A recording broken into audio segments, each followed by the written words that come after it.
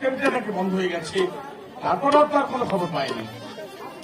আজকে আনন্দ উৎসবের দিনে মরণের কথাটা আমার বারবার মনে পড়ছে। শৈলেন, তোমাদের বাড়িতে আমি যেদিন প্রথম এসেছিলাম সেদিনের কথা আজও আমার স্পষ্ট মনে আছে। কিন্তু আমি জানি শৈলেন তুমি কি কৈফিয়ত দেবে, কিন্তু কৈফিয়তে কর্তব্য শেষ হয়ে যায় না। শুধু কর্তব্যই নয়, তার যে বড় হচ্ছে মমত্ববোধ। মানুষ তো পশু নয়। আমি আমার কর্তব্য অবহেলা করিনি, কিন্তু বারবার ওরা দোষ শুধু রাখার নয় শৈলেন, সুরমা দোষী। আমার জরুরি নির্দেশ নয়।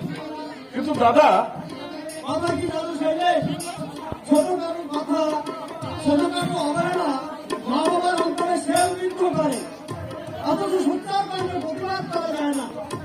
শুধু অন্তরে কিসের আগুনের মতো জ্বলতে থাকে।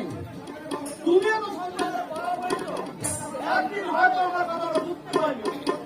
আপনি বলতেছেন মা বাবাকে আমি অবহেলা করেছি?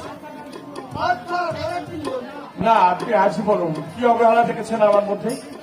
আমি যথাসাধ্য তাদের ভালো রাখার চেষ্টা করেছি, তারপরও যদি কথা ওঠে তাহলে দুঃখ হবে কিনা আপনি বলুন। শুনলে পাবো না, আপনি বলুন। একান্তই জানতে হ্যাঁ, আমি জানতে চাই, বলুন। আমাকে তুমি ভুল বুঝছো। না দাদা, ভুল বলবো না, আপনি বলুন।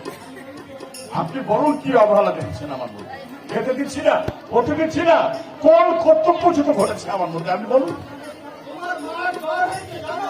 না, আমি কি বলতে পারবো না। তোমার বাবা আমারই খবর রাখো। দেখুন, আমি বাইরে বাইরে ঘুরি, ওরা যদি কেউ মুখ ফুটে কিছু না বলে তাহলে আমি কি করে জানবো বলুন। কতদিন মায়ের খোঁজ নাওনি? এই তো পরশু মাকে রোদে বসে থাকতে দেখেছিলাম। অবশ্য আমি কিছু মুখ ফুটে জিজ্ঞাসা করিনি, কারণ না ব্রিটিশ ধারের কাজটা তাড়াতাড়ি শেষ করতে না পারলে।